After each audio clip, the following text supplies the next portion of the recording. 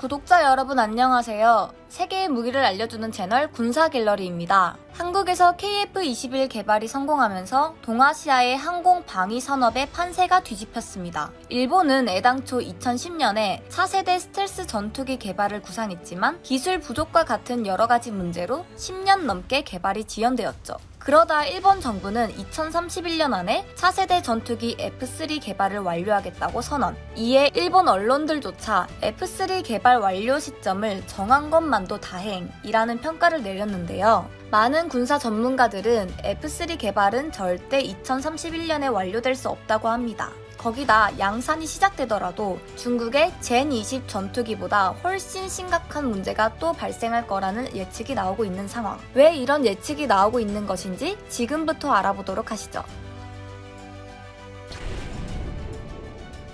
KF-21 개발에 일본 군사 전문가들은 발을 동동 구르고 있습니다. 계속해서 개발이 지연되는 상황이 연출되자 차라리 F-35를 더 도입하는 편이 낫지 않겠냐는 이야기까지 나오는데요. 사실 한국이었다면 2020년에 이미 개발이 끝났을 테지만 일본 정부 특유의 우유부단함 때문에 지체되고 있죠. 정부가 미국과 공동 개발을 할지 영국과 공동 개발을 할지 고민하는 와중에 일감이 없어 생계를 유지하기 힘들어진 공학자들이 들고 일어나 개발 결정 안 나면 외국으로 떠나겠다라고까지 선언할 정도였습니다. 그래도 간신히 개발 일정과 방향이 결정되어 2018년에 개발이 시작되나 싶었지만 이번에는 일본 관료들 사이에 독자 개발파와 공동 개발파가 나뉘어버려서 결정이 2년이나 더 미뤄지게 되었는데요. 그 와중에 KF-21은 개발을 완료하여 시험 비행까지 마치면서 해외 수출까지 계획하고 있는 상황이 되었습니다. 분명 일본은 한국보다 앞서고 있었지만 순식간에 역전당해버린 상황에 대해 군사 전문가들은 이런 분석을 내리고 있죠.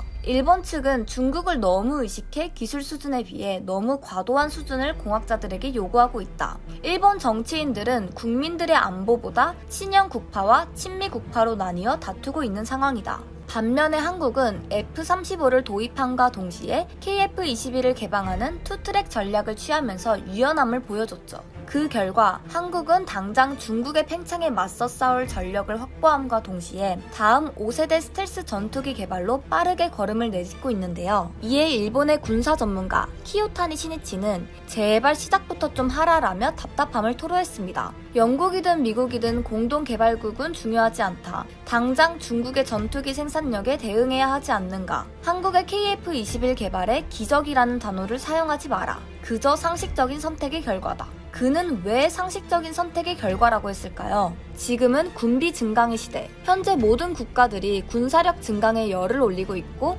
한국과 일본도 예외는 아니죠. 보통 모든 국가들은 배치와 개발이라는 선택지를 모두 고르는 편입니다. 지금 필요한 전력을 최대한 확보하면서 차세대 전력도 시간에 맞춰 개발하는 건 상식이라는 건데요. 그런데 일본은 상식에 어긋난 잘못된 선택을 연발 중이죠. 2031년 후에나 개발될 F3가 갖춰야 할 일본 정부의 요구 조건은 다음과 같습니다. F-22 랩터와 같은 제공권 장악은 물론이고 FA-18처럼 대지, 대함 공격도 가능한 다목적 전투기여야 한다. 전파 방해를 받아도 단독 작전 수행이 가능해야 한다. 대공, 대지, 대함, 미사일 등 다양한 무장을 각각 최소 6기 이상 넣을 수 있어야 한다.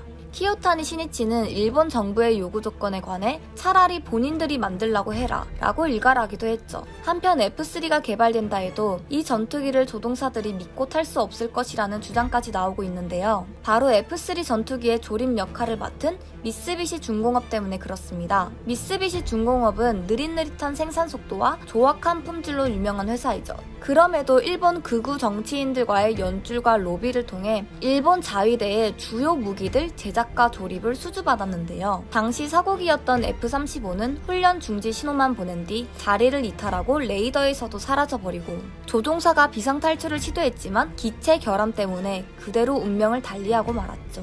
당시 사고기를 미쓰비시 중공업이 조립했다는 것이 밝혀졌음에도 미쓰비시 중공업은 지금도 F-35를 조립하고 있습니다. 설상가상으로 작년 2월에도 미쓰비시 중공업이 조립한 F-15J 전투기가 뜬금없이 이륙 이후 레이더에서 사라진 뒤 동해상에 떨어지는 사건이 발생. 대체 F3 조립을 미쓰비시 중공업이 어떻게 수주받을 수 있었냐는 일본 국내외의 지적이 이어지고 있는 상황이죠. 이 와중에 일본 정부는 차세대 F3는 F-22와 F-35의 장점만을 결합한 첨단 전투기가 될 것이라 홍보하면서 보통 인간의 상식과 벗어난 모습을 제대로 보여주고 말았습니다. 전투기란 항공과학기술의 집약체일 뿐만 아니라 조종사가 타고 내리는 탈 것이며 국가 안보를 지키는 중요한 자산이죠. 전투기보다 훨씬 작고 간단한 구조인 자동차마저도 안전장비와 조립의 완성도에 신경을 쓰는데요. 반면 일본의 방위산업은 국익과 조종사의 안전보다는 정치인의 이익에 따라 움직이고 있는 상황. 한국과 일본의 격차는 과연 어디까지 벌어지게 될까요?